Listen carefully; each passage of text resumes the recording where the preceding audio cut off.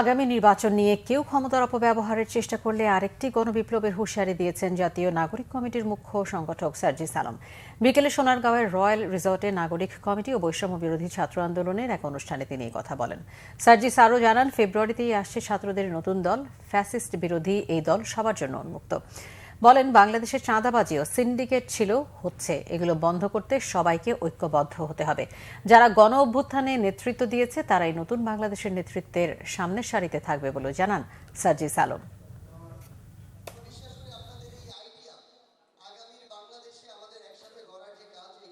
যে কোনো শক্তি, যে কোনো পক্ষ, যে কোনো গোষ্ঠী এই নির্বাচনকে সামনে রেখে বিন্দু মাত্র ক্ষমতার অপব্যবহার করার চিন্তা করে, বিন্দু মাত্র প্রভাবিত করার চেষ্টা করে যে কোনো বাংলাদেশের একটি সেন্টারে, তাহলে ওই সেন্টারটি হবে আমাদের পাল্টা আরেকটি অভ্যুত্থানের ক্ষেত্র।